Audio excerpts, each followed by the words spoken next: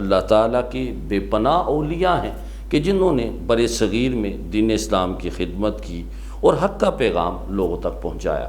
ان میں سے ایک مشہور و معروف صوفی اور سید زادے بزرگ حضرت علی بن عثمان المعروف داتا گنج بخش علی حجویری علیہ رحمہ ہے۔ آپ جب تبلیغ کرنے کے لیے افغانستان سے لاہور میں پہنچے اور یہاں پر آپ نے دریائے راوی کے کنارے پر جب آپ نے ڈیرا ڈالا تو وہاں پر قریب ہی ایک جادوگر تھا جو غیر مسلم تھا، اس کا نام رائے راجو تھا۔ اس نے لوگوں کو یہ کہا ہوا تھا کہ اپنے جانوروں کا دودھ مجھے پہنچایا جائے، اگر کوئی دودھ مجھے نہیں دے گا تو میں ایسا جادو کروں گا کہ تمہارے جانوروں کے تھنوں میں سے دودھ کی بجائے خون آنا شروع ہو جائے گا۔ حضرت داتا گنج بخش علی حجویری علیہ رحمہ آپ اپنی جگہ پر تشریف فرما تھے کہ ایک بڑھیا وہاں سے گزری، اس بڑھیا کے پاس دودھ تھا۔ آپ نے اس سے یہ فرمایا کہ اس دودھ کو مجھے دے جاؤ اور تم واپس چلی جاؤ۔ اس نے کہا حضرت میں دودھ تو آپ کو دے دوں لیکن معاملہ یہ ہے کہ یہاں پر ایک جادوگر ہے، اگر ہم اس کو دودھ نہ دیں تو وہ ہمارے جانوروں پر ایسا جادو کرتا ہے کہ ان کے تھنوں میں سے دودھ کی بجائے خون آنا شروع ہو جاتا ہے۔ آپ نے اسے تسلی دی اور فرمایا تجھے پریشان ہونے کی ضرورت نہیں، تو دودھ یہاں پر ڈال کر واپس چلی جا۔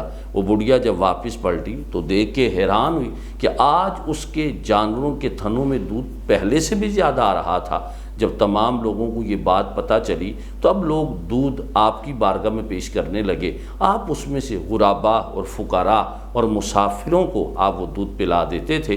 جب اس جادوگر کو پتہ چلا، رائے راجو جس کا نام تھا، اس نے کہا اب تو میرے پاس کوئی شخص بھی دودھ لے کر نہیں آ رہا۔ وہ چلتا چلتا حضرت داتا گنج بخش علی حجویری کے پاس پہنچا اور آ کر کہا کہ آپ نے میرا یہ سلسلہ ختم کر دیا ہے، آپ اگر کچھ جادو دکھانا چاہتے ہیں تو جادو دکھائیں تاکہ ہم ایک دوسرے کے ساتھ مقابلہ کر سکیں۔ تو حضرت داتا گنج بخش علی حجویری علیہ رحمہ نے آگے سے فرمایا میں تو کوئی جادوگر نہیں، میں تو اللہ کے ایک عاجز بندہ ہوں اور رحمت دو عالم صلی اللہ علیہ وسلم کا پیغام حق لوگوں تک پہنچانے کے لیے یہاں پر آیا ہوں، تو اگر کچھ کرنا چاہتا ہے تو کر لے۔